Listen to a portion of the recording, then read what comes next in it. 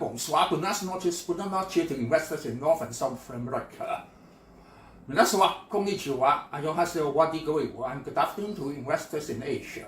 Buenos dias, good morning, dobry gutta. Good morning to investors in Europe and Africa. I'm Daniel speaking from Hong Kong. It's May 5th, Sunday here, 1 p.m. in Hong Kong, 1 a.m. in Wall Street, and 6 a.m. in London. Welcome to our weekly review and outlook of American stock market. This week, I have 3 main points to talk about. Number 1, mutiny and resurrection of Tesla. Number 2, interest rate outlook. Number 3, watershed of 3 major indices. Subscribe, like, and share. Remember to click the bell, please. Watch our playlist again so as to grasp the continuous trend of the market and refresh your mind. Why the price of Tesla rocket up suddenly? Because there's the mutiny of Elon Musk. He cancelled the meeting with Prime Minister Modi to open a gigafactory in India and flew to Beijing. If he opens another factory in India, the chip labor price is a great threat to Chinese electronic cars, and several years later, India can learn the technique and will have their own local brands, which will be more competitive than local Chinese brands existing now. How long will it take? In December 2019, Tesla established its first gigafactory in Shanghai, and in December 2023, the sales of BYDDY outsold Tesla. It took exactly 4 years. In order to avoid new brands of India from giving threats to existing Chinese brands, China arranged Waterloo, which is famous for local maps, to cooperate with Tesla, and they will launch their full self-driving system, FSD, in China, including robotaxis. Data collected can be sent back to the US. For the computing needs the supercomputer of the US. According to the export law, supercomputers cannot be exported and can only be used inside US. This raised another question. Why TikTok is forced to sell now? Because they are afraid TikTok has a backdoor and will send all data back to China. So how about Tesla? Why they are not afraid of the backdoor? For they are using front door and not backdoor. Both sides agree to send the data back to US, and they don't mind it, for both sides are benefited. Tesla needs to expand their market and China needs to fight against India. Tesla want to gain back the #1 market share, and China want to get the technology of FSD. So it's a double win for both sides. Both China and Tesla are winners and India is the loser. Elon Musk is having a mutiny against India. Tesla tried new models and robotaxis, but the price still dropped.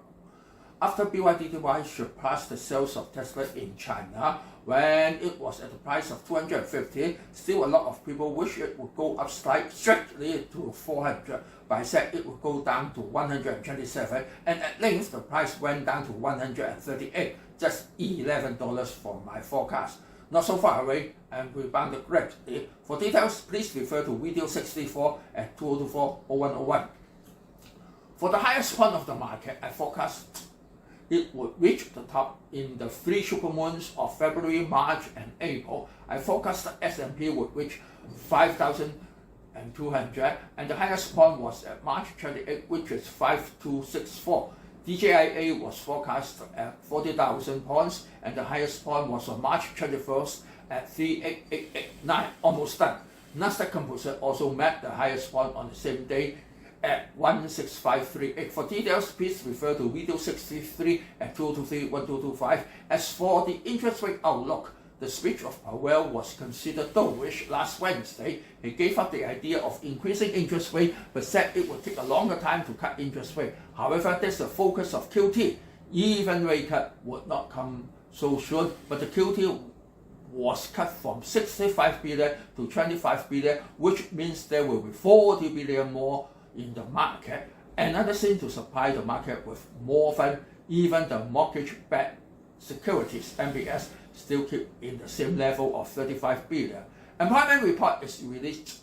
Unemployment went up to the high of 3.9%. It is the highest of this rate high cycle, while non-farm payroll shrank to 175K. It is at the low of this rate high cycle. However, the current inflation rate is a cost-pull inflation, so this report is considered as good news. So let's see what happens to the CME target rate. In 2023, the CME target rate showed rate cut would start in March 2024 and would have 3 rate cuts this year. But now the first rate cut is postponed to September, and there will only be 1 rate cut this year. For the FOMC meeting on June 12, the chance of keeping interest rate unchanged is 86.4%. And on July 31st meeting, the chance of keeping interest rate unchanged is 59.6%. On September 18, the chance of cutting 25 base points is 48.9%, still less than half. In the video of last week, it was 48.6%, last slightly higher, but still under half, actually not so firm. For the rest of this year, there would not be any rate cut. On January 29, 2025, the chance of cutting 25 base points is 66.25%, and on March 19th, the chance of cutting 25 base points is 88.54%, quite high indeed. How to read this CME target charts? Please refer to video 26 at 2023-0410 and video 36 at 2023-0619. Facing the world of AI, market is now at the crossroad. So would it go up again to break record high and finish downward A, B, and continue to run wave C? Let's take a look at the 3 major indices. For S&P, the highest point was at 5264 on March 29 and started to run the downward wave A and reached bottom after 6 consecutive breaks on April 19th at 4953, and now it's running wave B. So what will the future market be? Will it continue to go up or turn down soon? The watershed is at the Fibonacci series of 0.50, so we can find it out by using 5264 to minus 4953, which equals to 311. When divided by 2, it's 115.5. So we put 4953 and 115.5 together, and the sum is 5108.5. The watershed is at 5108.5. Last closing was at 5127, even slightly higher. It cannot be treated as a signal. A prominent signal is the whole candlestick, including the lower shadow line above it. This point is also the 50 SMA, so quite easy to recognize. When above this point, the downward wave is dismantled and will continue to go up. When under this point, the downward wave C will start to run. So how about Dow Jones? The highest point is at 39889 on March 21st. The low of wave A is at 37611 on April 17th. This wave is easier to recognize.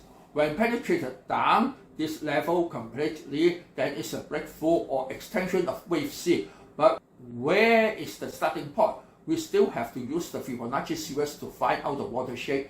39889 minus 37611 equals to 2278.